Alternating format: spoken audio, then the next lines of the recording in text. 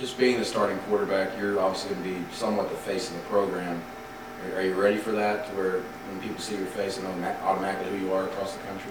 Yes, sir, I'm ready for it. And it's been like that even when I wasn't the starting quarterback. Like I said, you got to handle yourself in a different fashion than everyone else, that's people that's on the street. And I carry myself very well, I feel like. And it's a great feeling. When you play the quarterback position, it's more, public. It get more, attention. How can you throw that pass? He's right in your passing lane. So vision obviously is an issue. Recognition is obviously an issue for Jeremy Johnson. Man, it was hard. It was beyond dark. It was not a good feeling. And like I said, it took me, man, till I turned 30, like 27 years old to get over that, to not be embarrassed to go out in public. I wasn't the only person going through those things. You get what I'm saying? Like, every position was going, it was a lot of guys going through that. But those guys wasn't being on TV, being talked about. Those guys wasn't dealing with it, in the way that you had to deal with it at that quarterback position. And that's when I knew then, like how important it is, and how you gotta take advantage of your opportunities and knowing the position that you're in. And if I knew what I knew then, now I would be in the NFL. I truly believe that.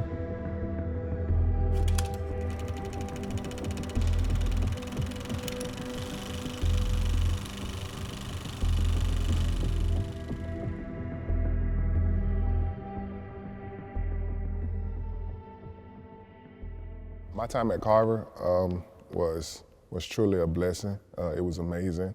And also winning a prestigious award in high school, which is Mr. Football. So I think that was something that I would always hold on to. From Division III, JUCO, HBCUs, Auburn was my first scholarship offer. Just the family environment, atmosphere there that helped me make that decision to be an Auburn Tiger. It was pretty simple, a pretty easy decision. It was 45 minutes from home, giving everybody, where I'm from, the chance, the opportunity to come see me play alongside my family. So that's kind of how I made that decision. Think about it, when you at the age of 17, 18, 19 years old, and you have no clue what you're getting yourself into. What about those comparisons to Cam Newton? Because you're a big guy, because you can throw and extend plays with your legs. How do you feel about that? It's a great feeling to have that comparison with Cam. But you make a name for myself, not disrespecting him, because he's my role model. I love watching him play. But now it's just trying to be a Jeremy Johnson and the face of Auburn. Being compared to Cam, I think that those were unrealistic expectations, because we're two totally different players. But in that time, people only seen just the height and the body frame and thought that, those guys are similar, but we're different in so many ways. I didn't really feel too much pressure. I don't think the pressure really sat and kicked in until after I got to Auburn. My first 2 seasons, just being behind Nick and coming in college, and just you go from being, this superstar, phenom in high school, at your high school in your city, and then you find out fast that that's not reality. Man, once you get to this next level, all those things go out the window, because at the end of the day, it's about production. And for me, it was just, I had learned a lot. I got the opportunity to play both my freshman year, earning SEC Player of the Week twice. That was a huge blessing. I got the chance to start the first game of the season my sophomore year. And man, a lot of those guys that was on that team, that was seniors, that were leaders, they gave me all the confidence in the world to go out and perform the way I did, which it was a great performance. Nobody had threw for 250 plus yards in one half, but only Cam Newton. I threw for 2 touchdowns in the first half as well. So it was amazing, man. And I think that specific game put that extra pressure and expectations on me once people knew that it was my time to take over. Jeremy, how much this deal, all these things, being kind of the face of the program, Is that nerve-wracking? Is it fun? Is it... It's fun. I'm blessed to be here. Not only me, but I'm blessed for my family, for the whole entire Auburn family. It's a great opportunity, and I appreciate everything that I'm doing right now, and it's just, I'm happy. I really am happy. Have you ever seen this many cameras? I've never seen this many cameras in my life, but I'm really just cherishing this moment and opportunity right now. Yeah, the fact that Jeremy, I started recruiting him in 9th grade. He ran the same offense in high school. He's been our backup for 2 years. I really like the way he's handled himself, and he's prepared for this moment. His teammates and his coaches have a lot of respect the way he handled himself the last 2 years. He could have started for most teams. So I think he's in a very good spot and really establishing himself as our team leader. You know, for me at that time, at that age, I wish I had the mindset that I have now then to, you know, to stay level and not necessarily getting too high or too low, just, you know, staying, maintain and just, you know, preparing different, going about it differently, just, you know, my approach to the game. Just going into the Louisville game, the first game of the season, you're going against Lamar Jackson. I mean, it's pretty cool, right? And, you know, for me, it wasn't a good game, just trying to press and, you know, just trying to make plays and not understanding the game fully. So just coming out the week of, you know, Louisville and off a win, but not a good performance.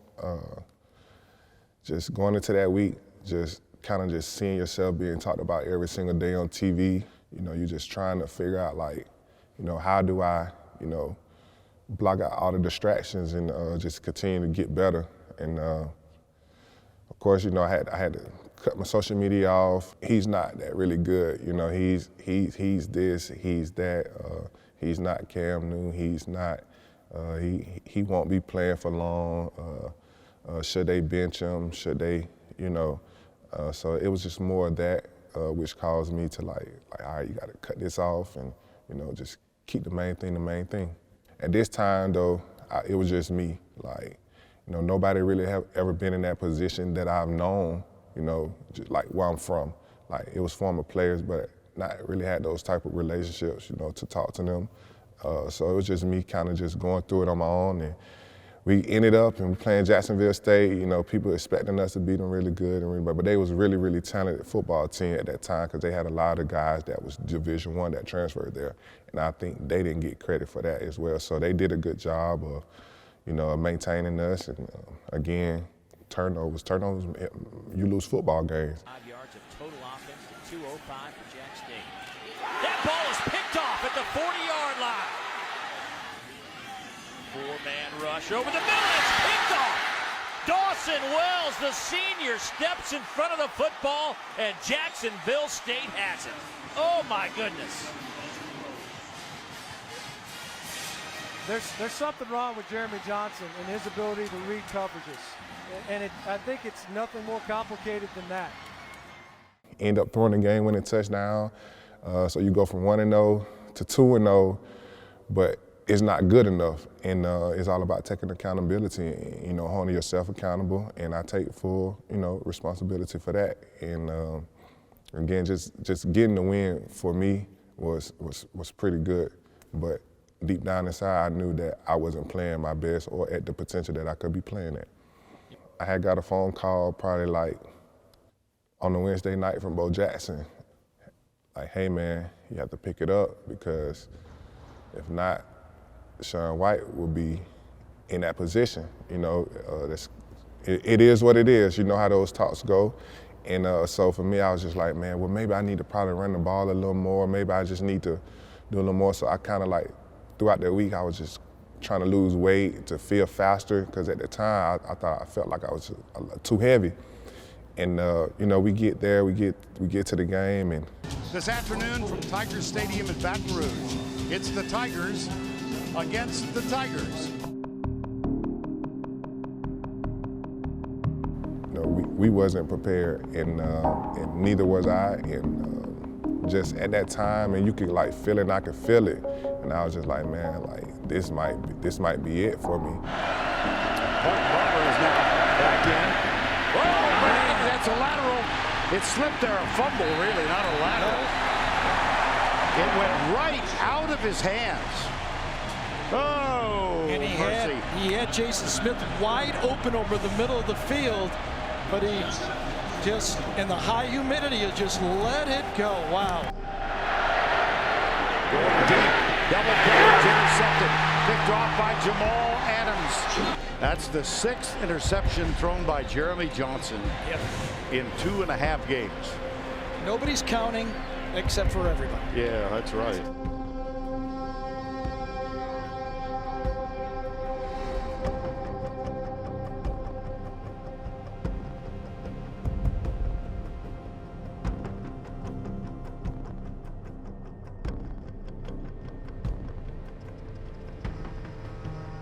Jeremy, did they give you any indication that they might make a quarterback change at all today? No. Would you be? How would you react if there's a change made? I won't react no way. On our end, offensively, we're going to make a change at quarterback this week, and Sean White is going to be our starter. Anytime you change quarterbacks, it's not an easy decision, but it is a little surprising. But at the same time, from a coach's standpoint, you got to each week do what you feel like is best for your team and for your offense, and that's where we're at. It was bad. Like, I didn't want to show up places. I didn't want to be seen. I just felt like I was letting everybody down that was supportive of me, my teammates, my coaches. I'm big on because this sport is a team sport, and that was the most hurtful thing. Like, just not performing, not playing the way that I knew I could, and it's things that goes into that. But that's probably the most disappointing time of my life. Rhett was saying you've done a pretty good job of blocking everything out. I mean, you're hyped up quite a bit last year, and then of course, football's fickle. I mean, how's that been for you personally? Just being around family and friends and everything. It separates the ones who you can trust and who you can't trust. And then again, like I tell people all the time, life is about obstacles. You're gonna face them. You're gonna go through it. I went through it. That's fine. That's okay. But like I tell people, I haven't been starting for 3 years. That was my first year starting, and it happened. Football wasn't even my thing anymore. Like, I was completely like checked out. So at this time, I'm just trying to finish and get my degree, and kind of just go from there. I became a scout team quarterback my senior season. So I put everything to the side, put my pride to the side. I just told them, like, hey, like, I just want to be over here. Like, I help the team, but I don't want to be a part. Like, I don't want to be a part of it. And I was, all in on supporting Sean. That was my best friend. Me being benched had nothing to do with him. It was all on me. And I'm huge on accountability. And man, I supported him. We still talk to this day. And he came in and he led us. He did a great job. And I was super proud for him, and for him to have that opportunity to play and experience, the SEC. So it was a good thing.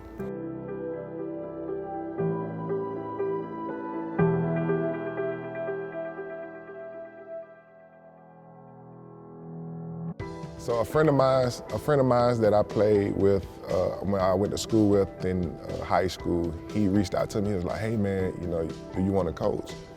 I was like, "Yeah." He was like, "Man, Southland Middle School have a head coaching job, man. They really looking for somebody, need somebody." I was like, "Yeah, of course, man. I'll do it. Like, count me in." So I had 2 weeks to get everything going. Man, it changed my life. Coaching middle school football helped me and to mentally get over everything that I've been through, my time at Auburn and my time after Auburn.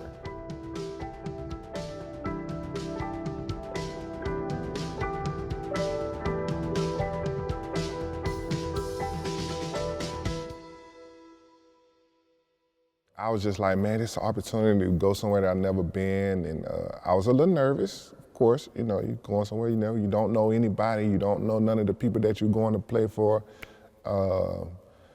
It was a risk. but it was a reward at the end. And I got there, man. I had to learn how the money worked, how, I had to learn a little Spanish, and it was fun. It was fun. It was a great experience. I'm truly welcome, and I could go there and feel comfortable. Yeah, man. I had my own little spot over there, man. I was living my best life, man. I really was. I truly was, man. They took really good care of me.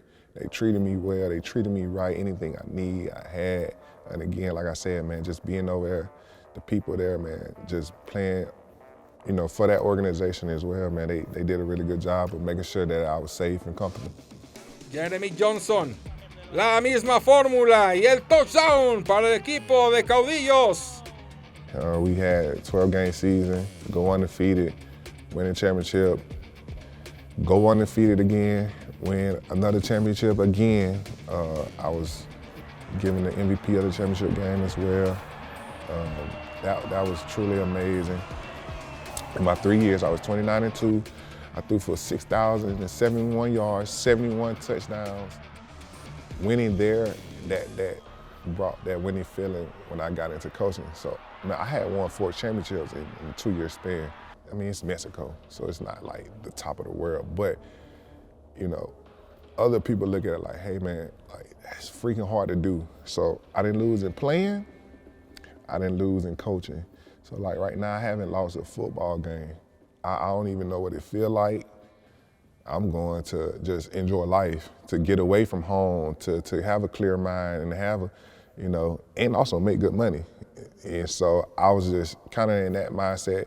And even still to this day, I could still throw 70 yards. I could still go, I could go out there and play in the NFL. For sure, 1,000 is no doubt in my mind that I could, being in the right situation, in the right place. The only thing that I regret most is giving up. Man, don't give up. Adversity is real, Everything ain't gonna go your way. You have to grow up. You have to be mature. You have to take accountability, and you have to control the things that you can control. God blessed me with the opportunity to go out of the country and play, and then it made me realize, oh yeah, man, you okay? You can really do this. Ever since then, man, once I hit rock bottom and I figured it out, I just told myself, man, I'll never go back to that place again. I never put myself in a dark place ever in life again, ever. Regardless of the circumstances, regardless of the situation, I can overcome anything.